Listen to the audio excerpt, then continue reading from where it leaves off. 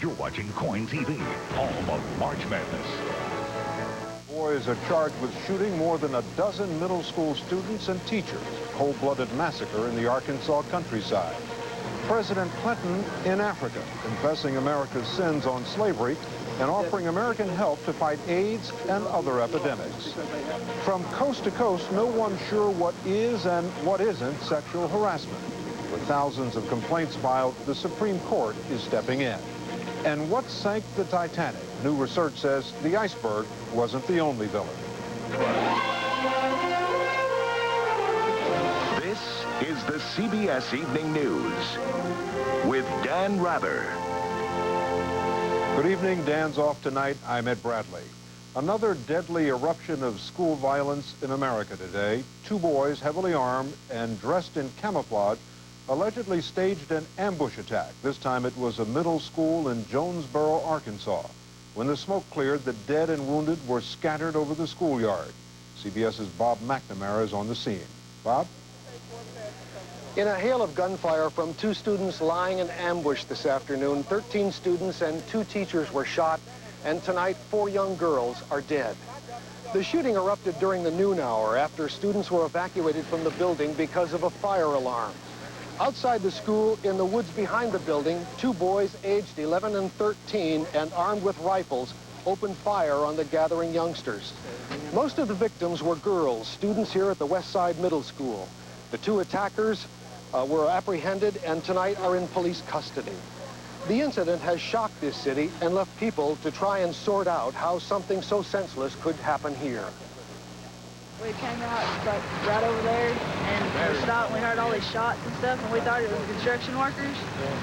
And then we seen all these people just falling and stuff and then we knew that it wasn't construction workers.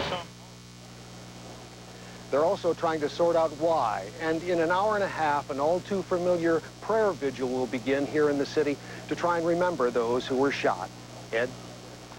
Thank you, Bob. The Reverend Rodney Reeves of the Central Baptist Church in Jonesboro arrived at the school grounds just after the shootings. I spoke with him a short while ago. Reverend Reeves, you went to the scene. Can you describe what you were told actually happened? Well, just a variety of reports were given when we arrived. We heard through friends and members of our church who teach at this school and who called us at the church office that this tragedy had occurred, and so we rushed as quickly as we could to get here. And when we arrived, there were students who were in distress, and their parents were escorting them from the building, and a number of professional counselors arrived from the regional hospital, and we came into the gymnasium and just tried to comfort and console those who were still in shock and just overwhelmed by the tragedy. What do you know, Reverend, about the 2 youngsters who have been accused of the shooting? I don't know anything about them. I don't know them personally. All I know is that when we arrived, there was some concern about one of the students who had expressed some desire to do harm to his fellow classmates. He made some reckless comment last week, and because he was dealing with a personal problem, and those students didn't take it seriously, and consequently, and now they're really troubled over the turn of events. And last week, when he made this reckless comment, did he actually threaten to kill other students? That's what I understand. I don't know how accurate this is. All I know is this came from one of the students who's a member of the church and one of the teachers here who had heard the students report that he was angry and upset and had threatened. It's a similar situation we've heard before in Kentucky, and a situation like that. What do you know about the details of the attack? What have people told you actually happened?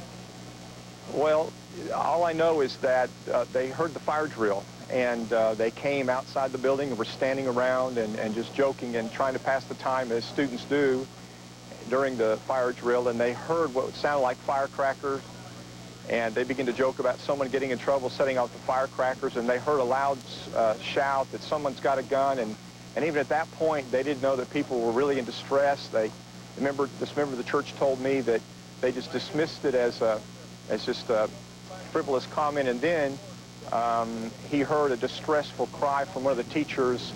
There's been a shooting. People are hurt. Get over here. Get an ambulance. We need towels. And he quickly went around and saw a number of students, 2 or 3 little girls that were lying face down and just very seriously injured, and he knew there wasn't much he could do for them. The Reverend Rodney Reeves of the Central Baptist Church in Jonesboro, Arkansas. The shooting in Arkansas was just the latest in a series of escalating and deadly attacks by and against students in America, as correspondent Richard Schlesinger reports. In the last year, a trail of bloody schoolyard shootings has led us to a new definition of school violence. It's no longer about fists or knives or single victims. Pearl, Mississippi, 2 dead, 7 wounded. The accused killer, a 16-year-old who police say began the day by stabbing his mother to death and ended it with a shooting spree at his high school. He felt he had been wronged. 2 months later, Paducah, Kentucky. 3 more teenagers killed, 5 more wounded at a high school. Once again, a fellow student was arrested. Not every case made national headlines. In Bethel, Alaska, just over a year ago, police say a high school junior chased other students through the halls with a shotgun, killed 1 teenager and the principal. Last month, a 14-year-old in Syracuse, Utah, allegedly tried to take a cafeteria full of students hostage with a .22. The police say he fired into the ceiling, but was subdued before anyone got hurt. Increasingly, teenagers and preteens are desensitized to violence. To them, it's no big deal, and now they're armed. Schools are reacting quickly to threats of violence. In Chicago, police and parents have started escorting students to and from class. What frightens experts like Fox is that all this might not be enough. It's not that the guns were in the schools, the guns were around the schools. So we really have to take a real hard look at ways to disarm our kids. According to a just-released study, 78% of American schools have some kind of violence prevention program. It may be that today's events point to a fact as simple as it is chilling, that before kids can be disciplined, they have to be disarmed. Richard Schlesinger, CBS News, New York. A hate attack of another sort in packages sent to regional offices of 2 U.S. senators, John Glenn of Ohio and James Jeffords of Vermont. Both had racist notes inside and some type of black powder. 3 staffers at Senator Glenn's office in Columbus were treated after touching the powder. Federal agents questioned a man in Vermont whose return address was on the packages. Still to come on the CBS Evening News, confusion in the cockpit before the crash of KAL Flight 801. Confusion in the workplace over sexual harassment. A plague of locusts in a tropical paradise. And the president with the children of Africa as he talks about American slavery. Life's an adventure because you're over 50 and still exploring. So take the Centrum made just for you, Centrum Silver, with age-essential nutrients specially adjusted to keep pace with your changing nutritional needs. Centrum Silver, it's a great time to be silver. Here's to the weekend warrior in all of us, pushing our bodies beyond the norm. Mercifully, there's an advanced medicine called Advil. When the pain sets in, and it will, Advil works fast, right at the site of muscle pain, stopping it where it starts. Muscle aches to headaches, Advil relieves all kinds of pain. Advil simply lets people do what they love to do. Healthcare isn't just about doctors and patients. It's about the tools that doctors and patients need. Before he or she can begin to help her or him or them, they gotta have this, and this, and this, and this. At Siemens, we make the tools that diagnose, that monitor, that treat, that help doctors help people all over the world. We're Siemens. We can do that. Pillsbury presents the easy way to make fresh baked garlic bread. Spread the garlic, bake them up, and in minutes you've got fresh baked garlic bread. New Pillsbury garlic breadsticks. Now we're talking fresh. On his trip to Africa today, President Clinton stopped short of an outright U.S. apology for slavery. But on the second stop of his 12-day six-nation African tour, Mr. Clinton told school children in Uganda that America was wrong long ago for its part in the slave trade, and wrong more recently in its neglect and ignorance of Africa. It is as well not to dwell too much on the past, but I think it is worth pointing out that the United States has not always done the right thing by Africa. Going back to the time before we were even a nation, European Americans received the fruits of the slave trade, and we were wrong in that as well. Turning to the future, Mr. Clinton promised new U.S. help to Africa on two fronts, education and disease control, especially AIDS and malaria. More on that from White House correspondent Scott Pelley traveling with the president. The children of Uganda were of two voices today. The exuberant chorus, "You are welcome," that greeted the president, and far away, the thin cry from the malaria ward. Every day, malaria kills 3,000 children in Africa. Today, Mr. Clinton warned that it is one of several diseases spreading to new corners of the world. By weakening as well as killing people, malaria contributes to poverty and undermines economic growth. 90% of all malaria cases arise on the continent of Africa. But with increasing globalization, we are all at risk. Here in Africa, the president has called emerging and re-emerging diseases threats to the security of nations in the 21st century. Already in the United States, killers that were once thought of as only tropical diseases are beginning to show up with increasing regularity. The Centers for Disease Control report cholera in California, tuberculosis in New York, and a strain of malaria in Texas and North Carolina. So today, Mr. Clinton announced the U.S. will spend $17 million next year attacking infectious diseases in Africa.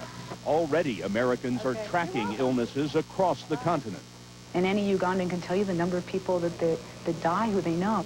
Cheryl Lettenmeyer is teaching people how to stop the spread of sickness. In a developing country like Uganda, where they don't always have the technology, they don't always have the equipment and the drugs to be able to treat problems after they've already occurred, it makes sense to try and stop those problems before they take place. At times today, Mr. Clinton was swept up in the welcome of the children. He told them the next century could be the brightest in human history. But Africa knows its future will be measured by those who survive. Scott Pelley, CBS News, with the president in Kampala, Uganda. Off the east coast of Africa, a plague of locusts has descended on the island of Madagascar. Billions of bugs are devouring the corn crop. The UN is providing pesticides to try to contain the calamity.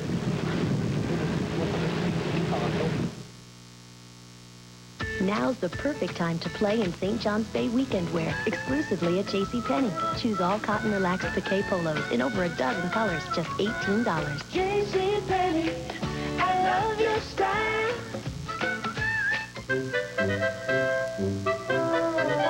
Something's gotten into Sunsweet Prunes. Something rather orange. Delicious orange essence from Sunsweet. It's prunes with a twist. Misty takes good care of her puppies, doesn't she, Mommy? Yes, she does. And we take good care of Misty. Like when we protect her with Frontline. Frontline? See, one spot right here gets rid of fleas and ticks that can make us sick. Does it hurt? No, Frontline's really gentle. You know how I know? 'Cause you're a vegetarian. Veterinarian. Frontline, the flea and tick protection veterinarians trust most. Guess who should take better care of their teeth, our grandchild or us? Our dentist had the surprising answer. As we get older, receding gums can make teeth extra sensitive, painful, with more chance of cavities. So we tried Oragel Gold. Introducing Oragel Gold, the first sensitive teeth toothpaste with 33% more fluoride than Sensodyne. No pain, less chance of cavities. Now we take better care of our teeth. New Oragel Gold, the first one uniquely formulated for an adult's sensitive teeth. New information about women's wages. Are we catching up to the men yet? And come along for a test drive in a new Volkswagen Beetle tonight at 6. 18 diplomats appointed by the UN arrived in Iraq today to accompany UN arms inspectors to Saddam Hussein's presidential palaces. It's part of the deal worked out by Secretary General Kofi Annan last month to avert U.S. airstrikes on Iraq. Chief Inspector Richard Butler says ever since then, the Iraqis have shown a spirit of constructiveness. New and chilling transcripts out today indicate confusion in the cockpit moments before a Korean Air 747 crashed in Guam last summer. 3 miles short of the runway, in bad weather, air controllers warned the crew that an airport landing guidance system wasn't working. But the crew seemed confused about this. The crew also didn't respond to a crash alert warning. By the time they did, it was too late. The crew and 225 passengers died. The federal government may be headed for a turnaround in its approach to substance abuse. At a Senate hearing today, people with first-hand knowledge of drug addiction pleaded the case for more emphasis on treatment rather than punishment. As Wyatt Andrews reports, lawmakers may be ready to listen. And I want you to look at me because this is one of the accurate faces of addiction and alcoholism. Actress Mackenzie Phillips, singer Sean Colvin, and former astronaut Buzz Aldrin all told of how they grew addicted to drugs or alcohol and how treatment saved their lives. Without the facilities that were available to me at that time, I would not be here. I would not be alive at this point. Journalist Bill Moyers was there to support his son, recovering crack addict William Cope Moyers. It is time that health insurance plans, policymakers, and society at large treat addicted people fairly. The issue in Congress is whether to force your health insurance plan to treat drug abuse as a disease. Under many HMOs today, drug rehab is not covered, and when it is, it's negligible. Too many people can't find any treatment. It's like you're covered for 2 days or one in a detox center, and that's it. And it won't work. But is addiction a disease? Dr. Alan Leshner, the government's chief scientist on drug abuse, says there is a specific spot in an addict's brain that craves drugs. You can see his brain light up as he experiences that craving. For the Republican-controlled Senate to hold a hearing like this represents some new thinking in the war on drugs. For years, Washington's primary answer to drugs has been to beef up the Border Patrol and to build new prisons. But 60% of all federal prisoners and 70% of those in local jails are now being held on drug charges. And this was a plea for Congress to view treatment as cheaper and more humane than prison. Wyatt Andrews, CBS News, Washington. In tonight's CBS Market Watch, the government is moving to prop up sagging cattle prices with a $30 million beef purchase. That in step with the federal price-fixing investigation of the nation's 4 big meat processing companies. Ranchers accuse them of forcing down the price of cattle.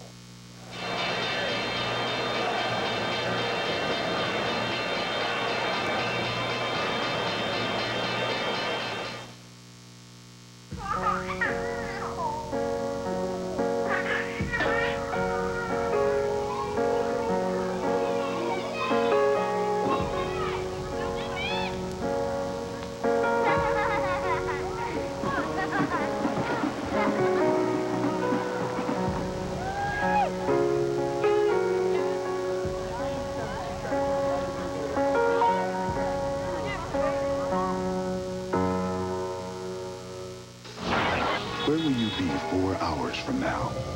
Reaching out or in? What will you be out doing when your pain reliever stops working and your arthritis pain comes back? Only Aleve can stop your arthritis pain all day long with just 2 pills. No other pain reliever can do that. So with Aleve, no matter where you happen to be, you can be pain-free all day long. Aleve, real relief is all-day relief. How much butter does it take for mouth-watering mashed potatoes? None. Use Swanson broth instead. Rich, golden Swanson chicken broth adds loads of flavor, and it's 99% fat-free. Put in Swanson broth instead of butter for delicious mashed potatoes that are light, fluffy, and low in fat. And now Swanson broth also comes in a resealable carton, so adding flavor without adding fat's a snap. Recipe after recipe. Swanson broth, when all you want to add is flavor. Sun is rising. See it shine, shine. Looks like a great day. It's a great day for the comfort and convenience of changing tint Transitions lenses. Indoors, they lighten. Outdoors, they darken. So lightweight plastic Transitions lenses are right in any light. Make the change to Transitions lenses and see for yourself. Come to a JCPenney Optical Center and save 40%. Check your yellow pages for a participating location. A lone gunman. A government conspiracy. FBI were involved. Were there orders to kill Martin Luther King? 48 hours tonight. Tonight, in part 2 of our Eye on America report on sexual harassment, a closer look at some of the questions the U.S. Supreme Court will tackle tomorrow when it starts reviewing a series of cases on the issue. It's a subject that is clogging courts and clouding minds. As Jim Stewart reports, when it comes to sexual harassment, even the experts don't always know it when they see it.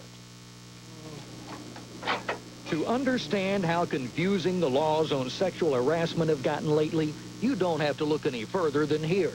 The Equal Employment Opportunity Commission. First stop for the estimated 18,000 new sexual harassment cases that will be filed this year. Some of them sound deceivingly simple. Cases, for example, like the one brought by a female lifeguard who worked here on the public beaches in Boca Raton, Florida. Beth Farragher said every day on the job with her male partner was another day spent fending off wandering hands and lewd insults. He would talk about women's breasts on the beach, or talk about women's body parts, or I'd like to do her tonight, that type of thing, while he's sitting in the tower with me and I'm trying to watch the water and make sure that no one's drowning. Farragher sued the city for sexual harassment and the judge agreed with her, but there was a catch. Farragher was harassed all right, the judge ruled, but she can't hold the city responsible for that because she never told anyone at City Hall she was being harassed. It should come as no surprise that Farragher appealed, and now her case is here before the Supreme Court, which is trying to restore some order among all the chaos surrounding our sexual harassment laws. To do that, the court has agreed to hear 3 cases starting tomorrow, including one which so confused a lower court that it issued 8 different opinions. That one involved a claim against Burlington Industries by a woman who quit after her boss made sexual advances, but before he could retaliate when she rebuffed him. Kimberly Ellerth argues that the numerous passes she endured were personal harm enough, and that she didn't need to suffer setbacks on the job as well to prove she was harassed. I was afraid. I was scared, humiliated. It's cases like that that terrify employers as well, because many don't know what to do, says Barbara Brown, an employment law specialist who represents big companies. We really need better standards from the court right now on when an employer is liable, because there are always going to be kind of rogue employees who are going to tease and maybe even have a vicious intent, and the employer shouldn't be liable for that. Some bosses are so confused, one even came up with a 5-second rule, meaning that male employees shouldn't look at women workers for more than 5 seconds because to do so might be construed as harassment. And in Murfreesboro, Tennessee, a female city worker said this abstract painting in City Hall was sexual harassment. Frightened, the city took it down. But such examples are distractions, says Yale law professor Vicki Schultz, who argues that Title VII, the law under which sexual harassment claims are brought, is really about equality. Title VII is not about policing people's sex lives. It's not even about civil and good standards of conduct in the workplace. It's about rooting out sex discrimination so that women can be equals on the job. The problem, however, is how do you do that without the boss becoming a sex cop to some extent? And how do you root out sex discrimination when even our judges have a hard time deciding what it is? In Washington, this is Jim Stewart for Eye on America. Up next, the never-ending mystery of the real Titanic. Will a new theory hold water?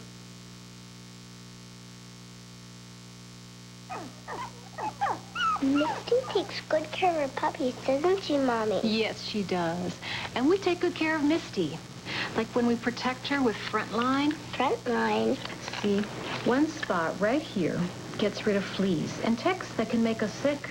Does it hurt? No, Frontline's really gentle. You know how I know? 'Cause you're a vegetarian. Veterinarian. Frontline, the flea and tick protection veterinarians trust most. I use a shampoo every day, but my scalp still itches like crazy. You need Scalpicin. It's made especially for deep scalp itch, the itch you can't wash away. Scalpicin is not a shampoo. It's a clear liquid you don't wash out like shampoo. Use Scalpicin anytime for deep scalp itch relief with medication not found in the leading shampoos. Scalpicin gets to the root of the itch, starts working instantly. The itch is gone. Scalpicin, the scalp medication for deep scalp itch. Has frequent heartburn been a persistent problem for you? Have you treated it but still suffer on 2 or more days a week? Do you keep getting heartburn even though you've changed your diet? Your heartburn may be due to a potentially serious condition called acid reflux disease.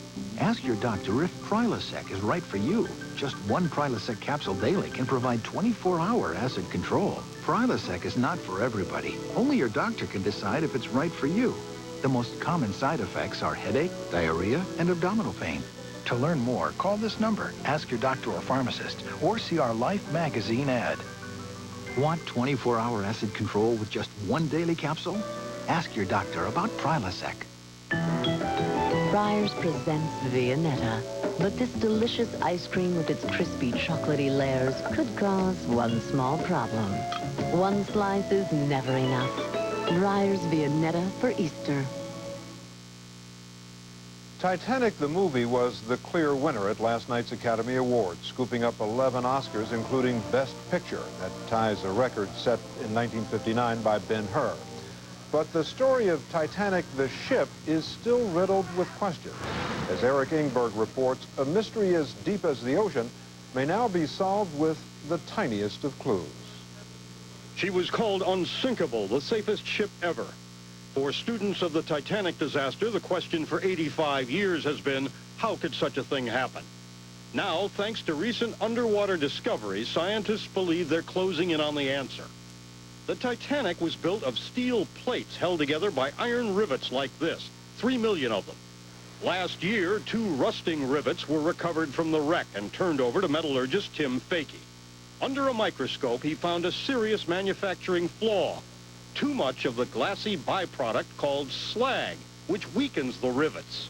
The slag is very brittle, and it doesn't bond well to the iron, so it actually creates many planes of weakness through the material.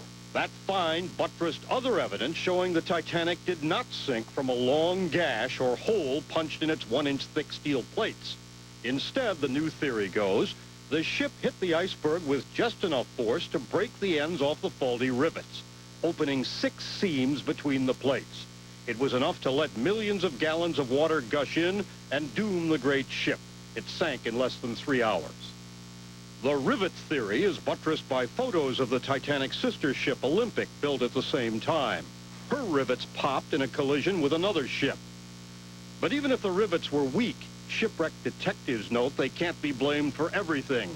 The unwise decision to speed through the ice field, the lack of enough lifeboats. Could be a combination of bad circumstances, the worst of which being bad luck. Rivets were among the smallest, least complex parts on Titanic.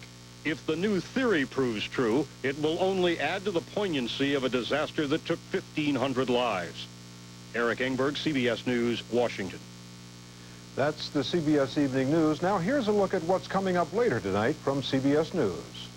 Tonight in the public eye, American nurses. They served selflessly in Vietnam. Now some are charging that they were raped by American soldiers. In the public eye, later tonight. Tonight, on a special 48 hours, were there orders to kill Martin Luther King? New conspiracy questions and the answers. And Dan will be back here tomorrow evening. I'm Ed Bradley, CBS News in New York. Good night.